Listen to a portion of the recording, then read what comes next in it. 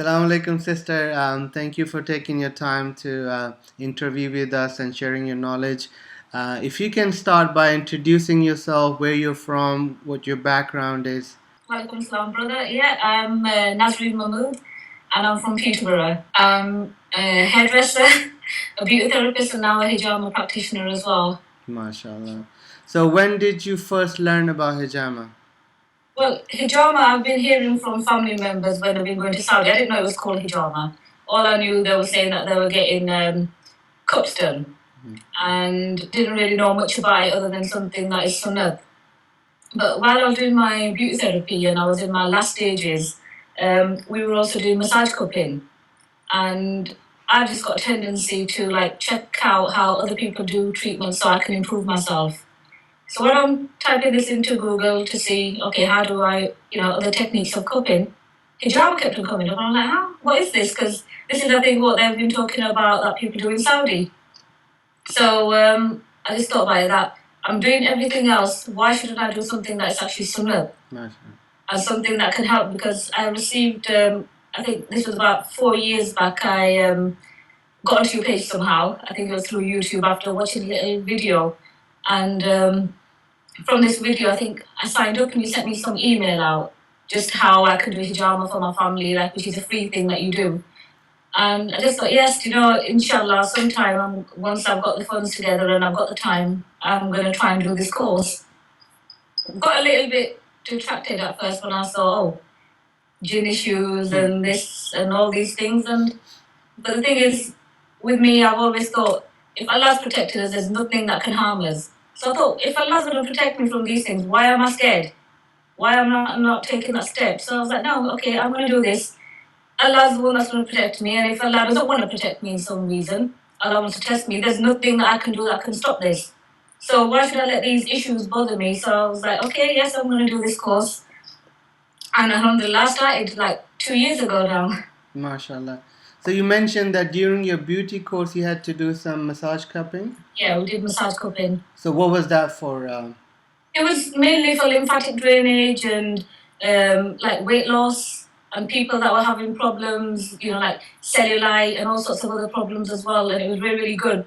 Even like when we were doing the face massage cupping, like, obviously when people are aging and, they've got comedones and the skin is sagging, and just to like give their skin a boost and give it a lift. It was for all these kind of things. So yeah, just so this course was by non-Muslims. Yes, this was.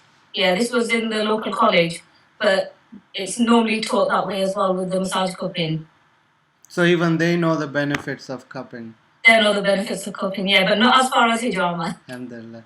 Yeah. So do you feel what are the benefits that you've seen with only massage cupping? Just with massage cupping, muscles relaxing, people, especially people that are disabled and everything, they can't move. And if they're not moving, obviously their lymphatic system isn't working correctly. So when they're getting swelling and things like this as well. So once the massage cupping is in motion, the toxins from their body, which their body would normally release if they were walking or if they were moving around, which they can't do, it's releasing these toxins, so naturally getting them out of their system. So do you do massage cupping on the face as well? Yeah, we do massage cupping on the face as well. It's a lot for if people want like lift in their face, if they've got like do you like you see bumps and lumps and things in the skin. So it's to regenerate the skin as well, because once the toxins and what shouldn't be underneath the skin, even like fat deposits, it gives it a more even tone. Alhamdulillah. Yeah. So then you decided to learn hijama. Yeah. So learning hijama, do you think it has changed your life in some way? And if yes, how? Yes, alhamdulillah, many ways. I've never really believed in doctors, and I've never really been a person to go to the doctors, because I'm not a person of routine. I can't take medication again and again on a daily basis. It's just not me. And I always think, okay, whatever the problem is, inshallah, once my body starts healing, it'll start sorting the problem out. Even with my children, if they were ill, really, really ill, I still really didn't want to take them to the doctors. But when I started doing hijama, any problem that they had, it would be like, come on, I'm going to do cupping.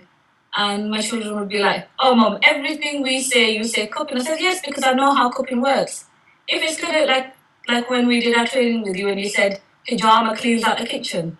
This is a term I always use with every patient. If they don't understand it, it's just a simple way to make them understand that if hijama is going to clean out the kitchen, the main root, the main problems, why is it going to clean? People come to me, oh, will it be helpful with this illness? Will it be helpful with this? It's like, yes, I know and I believe in it so much. Doesn't matter what illness you've got, if your body's going to be rectified from inside, why is it not going to help with that? So even with my children, any problem, straight away, come on, hijama. If they're feeling a bit under the weather, instead of getting them antibiotics from the doctor, I just do dry cupping, boost the immune system. There you are. There's your antibiotics. Alhamdulillah. I mean, that's what our mission is, to have hijama as the first point of treatment. Yeah. Because some people, obviously, as a practitioner, that some people come to you that tried everything else and then they come for hijama. And alhamdulillah, still works. But no one thinks about hijama as the first point of treatment. So as soon as you get ill, or even before you get ill, just for maintenance, get hijama done and you will stay healthy and, get healthy faster. And this is what I tell everyone, like when people have come to me and they've had a treatment, and one treatment, their pains have just disappeared. And they're like, we've been suffering for months, and is this all it took us? Just one treatment, and that's all we needed. And it's like, yes, you all go to the doctors. I always tell them, doctors, pills, because even on my hijama page, I'm always posting things about how the doctor's treatments work and injections and everything. That it's not really for us. So now, are you doing hijama full time or part time? Well, it's full time. I'm also doing my hairdressing and beauty, but I get my hijama clients in. But hijama is getting a lot popular and a lot more busier than I expected it. That's the reason why I opened my clinic in the actual Asian area. So yeah, alhamdulillah, it's going good. I'm not really advertised as in such other than my Facebook page, but it's just recommendations. That's what's bringing more and more people in. Yeah, there's other people around the area which are doing it cheaper, but when they see the way I'm doing hijama, because I do the massage cupping first of all, get the blood circulating and everything, then I go in with a flash cupping to see where I can see the problems, not where they're telling me where the problems are. And then I go in with the hijama instead of like a lot of practitioners who are just going in, cup, hijama, and that's it, you're out the door. And I know, like every time we talk, time is money, you got to have them in and out. I don't work like that. If I see that this person needs a treatment and their treatment's going to take me longer, it doesn't matter. I do the treatment longer. I don't say, sorry, for your next part of the treatment coming next time? It doesn't work like that. They want their treatment, that's what they get. MashaAllah, excellent. And you get better results like that as well. Yeah. A lot of people that do cupping, they don't have the knowledge of or background how to do it, and they can't provide that kind of service or results. So that's good, alhamdulillah. So when your hijama clinic is inside your beauty parlor? It is, yes. Yeah, alhamdulillah. So are you sitting in your clinic now? I am, yes. Yes, inshallah, why don't you give us a tour to our students of your clinic and your setup, please? Okay. 1 second. So this is, see, my hairdressing area, seating area just there. Alright, excellent. And that is my hijama room, but I can't actually take the computer in there at the moment, but I'll do that later. And then there's another beauty room just there as well. And this area here I'm going to use as a boutique. Yeah, mashallah. It's going to be like designer clothes and everything. Mashallah, that looks excellent and great job. Do you think, not a lot of people want to talk about the business side of hijama, but do you think learning hijama has helped your business? It has helped my business in this area, whereas before, like I said, I used to do my hairdressing and beauty and the nails, but since I started doing hijama and I had a clinic at home, and it was a room about half the size of what I've got here on this side, and people were coming through recommendations even there. But the thing was, obviously, I was a bit out of the way, and I just thought that because I started doing hijama now, and the main reason why I did it was to help people get better. So why am I actually so far away? I need to come into the Asian area where obviously the market is. And I don't know, with me personally, I don't think business. To me, I think more I'm helping someone. Exactly. So I'm not really, like, even when clients come to me and sometimes the treatment will take me 2 hours because I'll still carry on. MashaAllah, MashaAllah. Now you brought up a very good point that when we say business, we have to understand, obviously in this day and age, it sometimes, especially for Muslims, it has become a negative term. But we have to understand that our Prophet Muhammad ﷺ was a businessman. So when you're running a business, the goal is to run best business practices. Yeah. And one of the best business practices is to give. To the more you give, Allah will put more barakah in it. So business doesn't mean that you cheat people or whatever. And just when you give more, Allah will give you more. And it's a sunnah way as well. So you just have to have the best business practices as well, and you get more barakah in it. So give us some of the examples of your patients or some of the ailments that you have treated with hijama. Okay, yeah. First of all, I'll go into the business practices side of it. Business practice wise, I always give my 100%. So even if it's in the cleanliness, in the treatment, it has to be done perfect. It doesn't matter if I'm running out of time or I'm thinking this is taking longer. I still make sure I give them the 100% that I can possibly give them. There is no 99%. It never happens that way. With the patient side of it, I've had patients who have had hepatitis, and as everyone knows, hepatitis is pretty bad. This was my brother-in-law, and I did the treatment on him because he's my chacha as well. And what's it called? After doing the treatment on him, he went to the hospital for his checkup, and somehow they can measure how many of the hepatitis viruses he's got. I think it was 3 million or 300 million, something along them lines.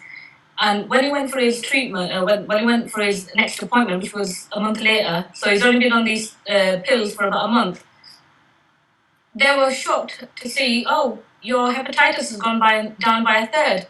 We can't believe that this medication has worked so quick. And I told my sister, I said, well, didn't you tell him that he had hijama? She goes, I just thought maybe they're going to be like, oh, why did you get this done? And she was like, the doctors were just amazed that we can't believe this treatment, this medication that he's on, has taken his hepatitis down by a third. So instead of 300 million, I think it gone down to 200 million viruses. So it's just like big change in one treatment. And I've had patients, like a lot of non-Muslim patients as well, where they've had problems sleeping, they've had problems walking. I've had one patient that had tried everything, had been going to Harley Street, all the private medication, acupuncture, you name it. And someone told her about me, and she rang me up, and every question she asked, I answered it. And I could hear her husband in the background saying, book the appointment right now. So she booked the appointment for me for the next morning.